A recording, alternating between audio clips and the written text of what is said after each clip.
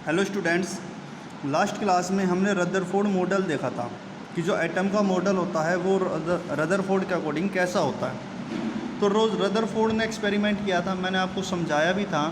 जो रदरफोर्ड ने एक्सपेरिमेंट करा था उसको अल्फ़ा स्कैटरिंग एक्सपेरिमेंट हम बोलते थे। और रदरफोर्ड के एक्सपेरिमेंट के अकॉर्डिंग जो एटम का मॉडल आता था उसने कहा था कि जो पॉजिटिव चार्ज है वो एटम के सेंटर में है, ना कि प्लम पडिंग मॉडल की तरह स्कैटर्ड है। क्योंकि अल्फ़ा पार्टिकल जो स्कैटर्ड हुए थे, जो अपने पास से डिफ्लेक्ट हुए थे, वो 180 डिग्री पर डिफ्लेक्ट हुए थे। और उसका रिज़ल्ट यही आया था कि जो पॉजिटिव चार्ज है वो सेंटर में है और जो नेगेटिव चार्ज है वो इलेक्ट्रॉन के चारों ओर रिवॉल्व कर रहा है। आज हम देखते हैं ड्रॉबैक्स कि जो रदरफोर्ड मॉडल था उसकी क्या क्या ड्रॉबैक्स रही। तो पहली ड्रॉबैक्स की अगर मैं बात करूं तो पहली ड्रॉबैक्स थी अकॉर्डिंग टू इलेक्ट्रोमैग्नेटिक थ्योरी।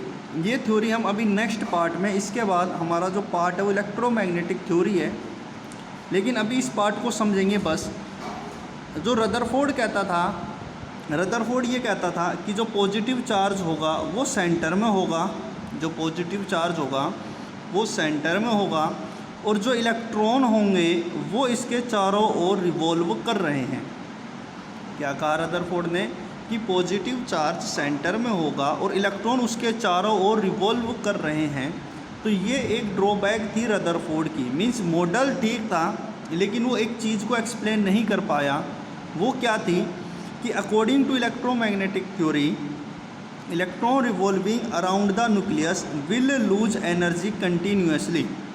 अगर ये इलेक्ट्रॉन इस न्यूक्लियस के चारों ओर रिवॉल्व कर रहे हैं तो चारों ओर रिवॉल्व करने से जब भी कोई चीज़ मोशन में होती है तो वो एनर्जी को लूज करेगी।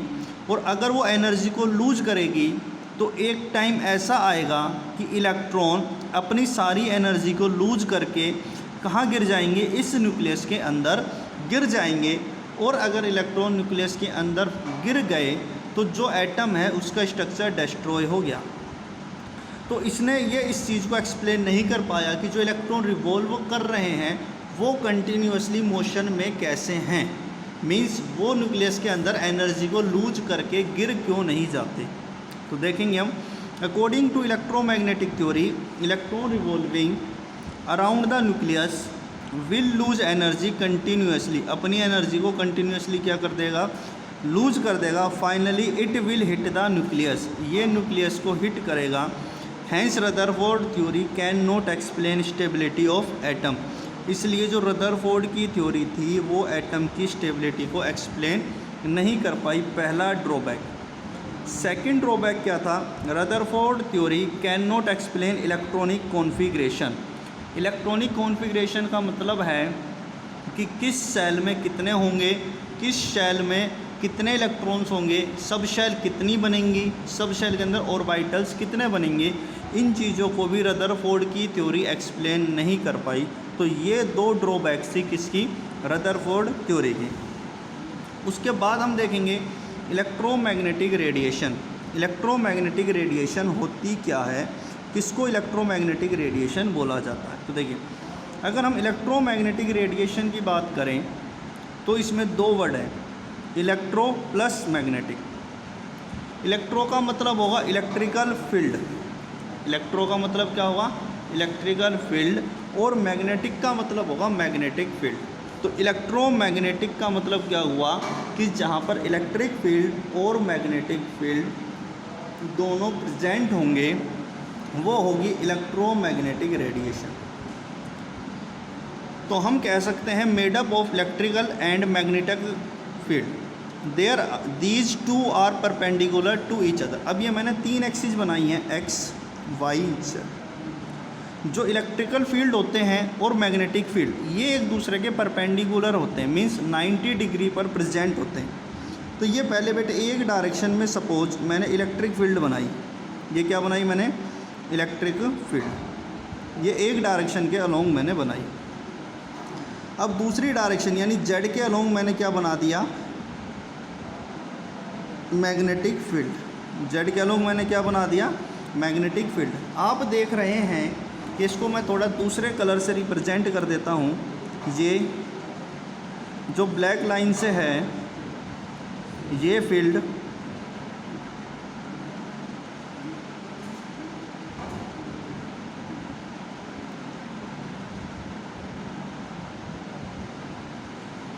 बेटे वॉच केयरफुली, क्योंकि थोड़ा आपको यहाँ पर 3 डायमेंशनली अज्यूम करना है।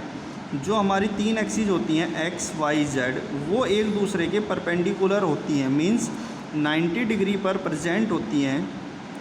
तो वो तीनों एक्सिस मैंने 90 डिग्री पर बनाई हैं और मैंने ब्लैक पेन से इलेक्ट्रिकल फील्ड को रिप्रेजेंट किया है। जो ब्लू पेन है, ये ब्लू पेन है जो बेटे यहाँ पर मैंने रिप्रेजेंट करा है इलेक्ट्रिक फील्ड को, और जो ब्लैक लाइन है उससे रिप्रेजेंट किया है मैंने मैग्नेटिक फील्ड को, उससे रिप्रेजेंट किया है मैंने मैग्नेटिक फील्ड को। अगर हम यहाँ पर क्लियरली देखें तो electric field and magnetic field एक दूसरे के परपेंडिकुलर हैं। तो इलेक्ट्रिक फील्ड है एक्स एक्सिस के अलोंग, मैग्नेटिक फील्ड बनाया है मैंने वाई एक्सिस के अलोंग, और जो इनकी डायरेक्शन ऑफ प्रोपेगेशन होगी, डायरेक्शन ऑफ प्रोपेगेशन वो होगी बेटे वाई एक्सिस। जो इनकी डायरेक्शन ऑफ प्रोपेगेशन होगी वो होगी Y axis. Means electric field magnetic field के 90 डिग्री पर है, और जिस डायरेक्शन में नेट निकलेगा, क्योंकि इलेक्ट्रिक फील्ड और मैग्नेटिक फील्ड एक दूसरे से जुड़ेंगे और जुड़ने के बाद एक नेट वेव बनेगी, और जो वो वेव आएगी उसी को ही बोला जाएगा डायरेक्शन ऑफ प्रोपेगेशन, और वो होगी अलोंग वाई एक्सिस, वो होगी अलोंग वाई एक्सिस। नेक्स्ट देखिए आप वेव। वेव क्या है? तो वेव को हम ऐसे रिप्रेजेंट करते हैं, जो एनर्जी का ट्रांसफ़र होता है वो वेव की फॉर्म में होता है। तो वेव को कैसे रिप्रेजेंट करते हैं? इस तरीके से वेव का रिप्रेजेंटेशन होता है। तो वेव की कुछ कैरेक्टरिस्टिक्स होती हैं, वेव की कुछ कैरेक्टरिस्टिक्स होती हैं। पहली कैरेक्टरिस्टिक्स होती है बेटे वेव लेंथ। फर्स्ट कैरेक्टरिस्टिक्स क्या है बेटे? फर्स्ट कैरेक्टरिस्टिक्स है वेव लेंथ। वेव लेंथ क्या है? Distance travelled by one complete wave. एक वेव के द्वारा कितना डिस्टेंस ट्रेवल होगा उसको क्या बोलते हैं? Wavelength. और distance between two nearest crest और ट्रफ, ये क्या होते हैं? देखिए, जो पीक पॉइंट होते हैं, ये वेव चल रही है ऐसे, तो वेव का जो पीक पॉइंट है ये बोले जाते हैं पीक पॉइंट, और ये बोले जाते हैं बॉटम वाले पॉइंट। ये पॉइंट्स क्या बोले जाते हैं बेटे? पीक पॉइंट, और ये पॉइंट्स बोले जाते हैं बॉटम पॉइंट्स। तो जो पीक पॉइंट होते हैं इनको बोला जाता है क्रस्ट। जो पीक पॉइंट होते हैं इनको बोला जाता है क्रस्ट, और जो बॉटम वाले पॉइंट होते हैं इनको बोला जाता है ट्रफ। क्या कहा मैंने?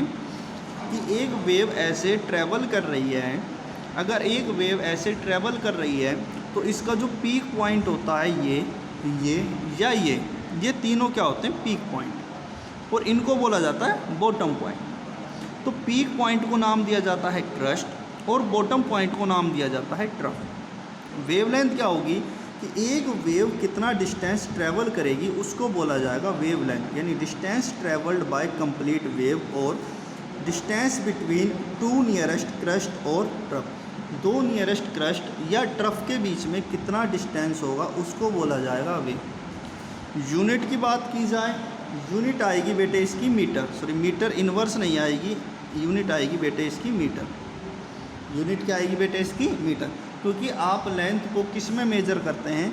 मीटर में मेजर करते हैं। तो ये आ जाएगी इसकी यूनिट। यहाँ पे वेव को रिप्रेजेंट किया हुआ है वही क्रस्ट बताए हुए हैं, यानी मीन पोजीशन से मैक्सिमम और मीन पोजीशन से नीचे की तरफ मैक्सिमम, क्रस्ट एंड ट्रफ। फिर हमने कहा कि टू नियरेस्ट क्रस्ट या टू नियरेस्ट ट्रफ के बीच का जो डिस्टेंस होता है उसको बोला जाता है वेव लेंथ। तो एक क्रस्ट हुआ ये, इसके बाद नियरेस्ट क्रस्ट कौन सा होगा? ये तो ट्रफ होगा। हमने कहा टू नियरेस्ट क्रस्ट या टू नियरेस्ट ट्रफ, उनके बीच का जो डिस्टेंस होगा उसको बोला जाएगा वेव लेंथ। तो नियरेस्ट तो एक क्रस्ट ये है, इसके बाद ट्रफ है, फिर क्रस्ट ये, तो इधर से इधर का जो डिस्टेंस होगा वो होगी वेव लेंथ। या मैं दो ट्रफ देखूं, ये एक ट्रफ और एक ये ट्रफ, तो जो दो नियरेस्ट ट्रफ हैं उनके बीच का भी जो डिस्टेंस है वो भी क्या बोला जाएगा? Lambda. Lambda means wave length. Lambda means क्या होगा बेटे? वेव लेंथ यहाँ पर बोली जाएगी। तो पहली कैरेक्टरिस्टिक्स हम लोगों ने पढ़ ली। पहली कैरेक्टरिस्टिक्स क्या थी बेटे? Wave length. सेकंड कैरेक्टरिस्टिक्स की बात करें तो सेकंड कैरेक्टरिस्टिक्स क्या है? फ्रीक्वेंसी। फ्रीक्वेंसी का मतलब होता है कि एक सेकंड में कितनी वेव पास हुई। What is the mean by frequency?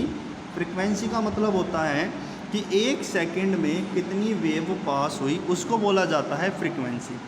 तो हम बोलेंगे number of waves produced in 1 second. जैसे ये पॉइंट है, ये मैंने एक पॉइंट एज्यूम कर लिया, इस पॉइंट से एक सेकंड में कितनी वेव गई। क्या कहा मैंने? ये एक पॉइंट है और इस पॉइंट से एक सेकंड में कितनी वेव पास हुई, उसको क्या बोला जाएगा बेटे? फ्रीक्वेंसी।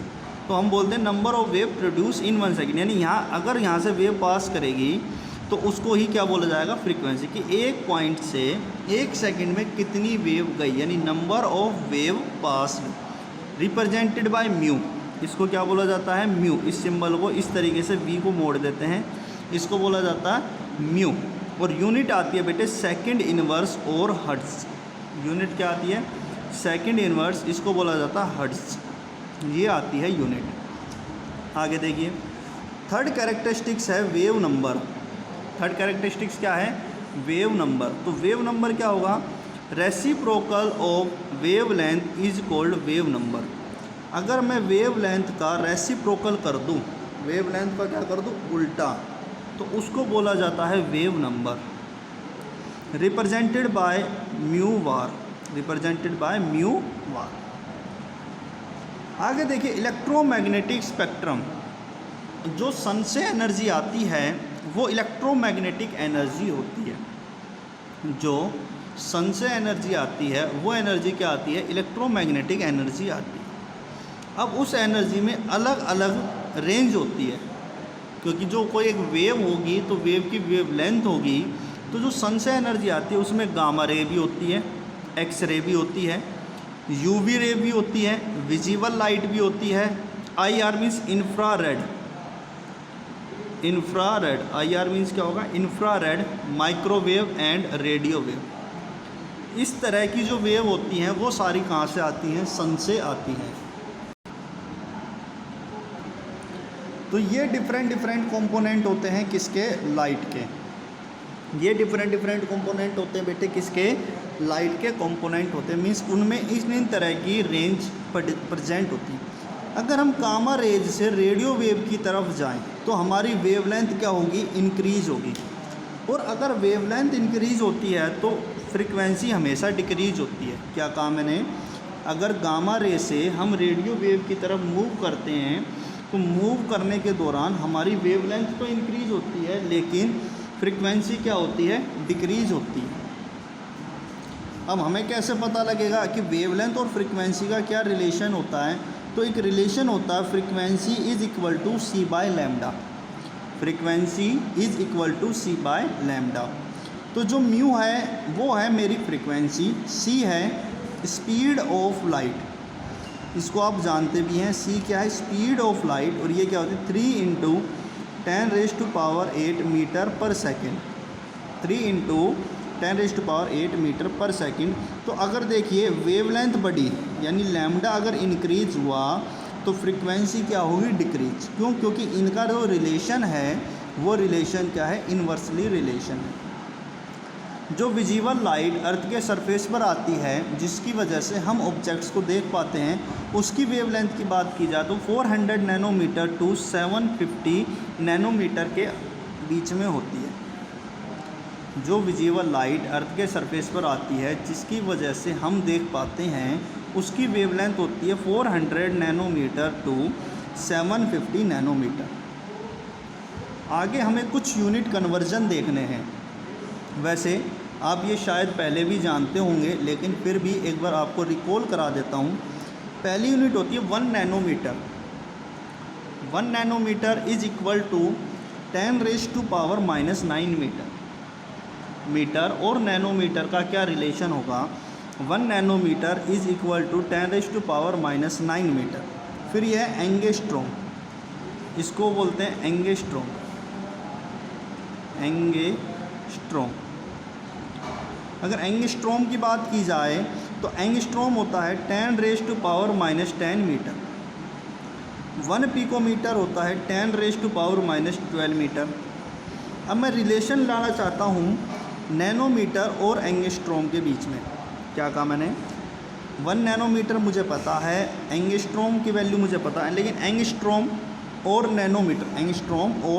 नैनोमीटर के बीच में अगर मैं रिलेशन ड्राइव करना चाहता हूँ तो वो रिलेशन आएगा 1 nanometre is equal to 10 angstrom.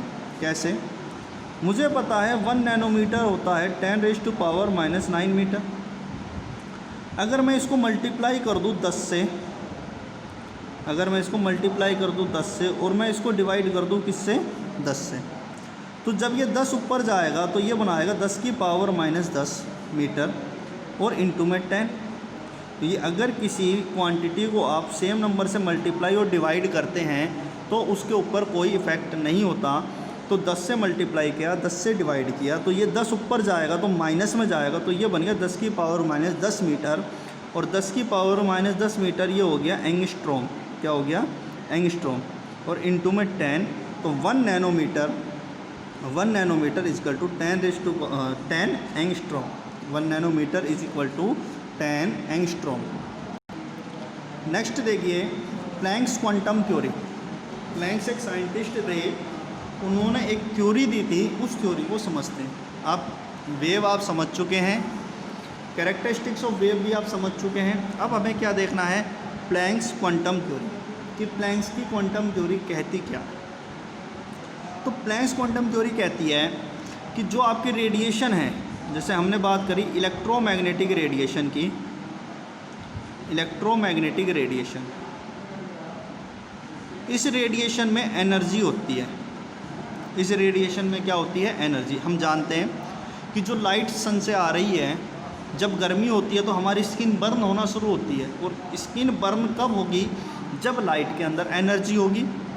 तो जो सन से एनर्जी आ रही है, इलेक्ट्रोमैग्नेटिक रेडिएशन, वो एनर्जी उस रेडिएशन के अंदर एनर्जी होती है। तो प्लैंक्स कहता था कि जो एनर्जी होती है वो travels in the form of packets. जो एनर्जी है इसमें छोटे छोटे पैकेट्स होते हैं। जो रेडिएशन है, ये हम कह सकते हैं, आप किसी भी तरीके से इसको एक्सप्लेन कर सकते हैं कि जो रेडिएशन होती है, उस रेडिएशन में एनर्जी होती है, और जो एनर्जी होती है वो छोटे छोटे पैकेट्स होते हैं एनर्जी के, उनमें स्टोर होती है। एक बार दोबारा समझेंगे। प्लैंक्स कहता था कि जो इलेक्ट्रोमैग्नेटिक रेडिएशन आती है उसके अंदर एनर्जी होती है, और जो वो एनर्जी होती है वो छोटे छोटे पैकेट्स में स्टोर होती है। उस एनर्जी किस में स्टोर होती है? छोटे छोटे पैकेट्स में एनर्जी स्टोर होती है, और these energy packets are known as quanta. और इन एनर्जी पैकेट, ये एक पैकेट की बात की जाए तो इसको बोला जाएगा एनर्जी पैकेट। इसको क्या बोला जाएगा? Energy packet. और इस एनर्जी पैकेट को एक नाम दे देगा क्वांटा। क्या नाम दे देगा? क्वांटा। बस कुछ नहीं है। उसके बाद जो लाइट है, जो एनर्जी है आपकी किसी भी फॉर्म में हो सकती है, अगर वो आपकी एनर्जी ट्रैवल कर रही है लाइट की फॉर्म में, तो लाइट की फॉर्म में उसको बोला जाता है फोटोन। शायद आपने 10th क्लास में भी ये नाम सुना होगा। लाइट की बात की जाए तो लाइट के केस में इन पैकेट्स को क्या बोला जाता है? फोटोन। फिर हम जानते हैं कि जो लाइट है वो रेडिएशन की फॉर्म में ट्रैवल करती है, और जो रेडिएशन है वो कैसे चलती है? वेव की फॉर्म में। जो लाइट है वो रेडिएशन से मिलकर बनी होती है, एक तरीके की रेडिएशन होती है, और जो रेडिएशन हमेशा चलती है किस फॉर्म में चलती है? वेव की फॉर्म में। फिर हमने कहा कि जो रेडिएशन है, अभी हमने कहा कि जो रेडिएशन है वो किससे बनी है? एनर्जी पैकेट से बनी है, और उन एनर्जी पैकेट्स को हमने क्या नाम दिया? फोटोन। तो अगर ये वेव की फॉर्म में चलेगी तो wave is associated with photon, क्योंकि छोटे छोटे एनर्जी के पैकेट्स हैं, यही चलते हैं, और जब ये चलते हैं तो एक वेव बनती है। इसका मतलब इन फोटोन्स के साथ एक वेव जुड़ी हुई है, इन फोटोन्स के साथ वेव अटैच है, तो wave is associated with photon. अब प्लैंक ने क्या किया? Planck related the wavelength of photon, energy and frequency.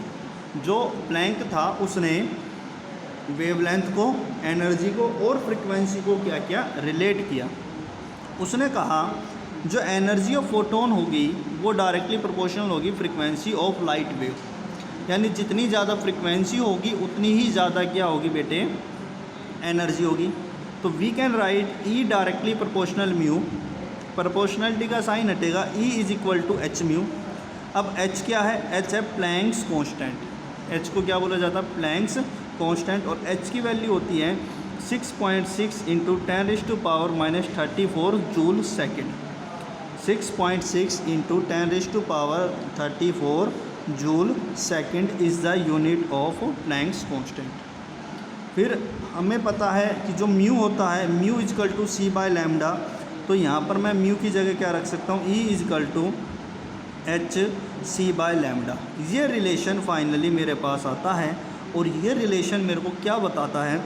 This is the energy of one photon. ये एक फोटोन की एनर्जी कहलाती है। E is equal to h c by lambda.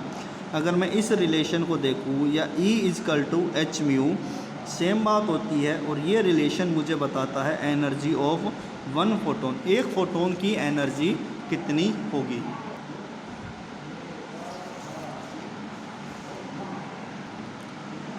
Energy of two photon की एनर्जी की बात होगी तो क्या हो जाएगा? एक की थी E is equal to h mu, तो दो की एनर्जी क्या होगी? E is equal to 2h mu. तो मैं यहाँ किससे मल्टीप्लाई कर दूंगा? 2 से। अगर मेरे पास n नंबर ऑफ फोटोन है, if I have n number of photon, then E is equal to NH mu. E क्या होगा? NH म्यू, या E is equal to NHc by lambda. तो ये रिलेशन बेटे आप लोगों को याद रखना है जो प्लैंक ने दिया। प्लैंक ने क्या थ्योरी दी, ये भी आप लोगों को याद रखनी है। Thank you very much.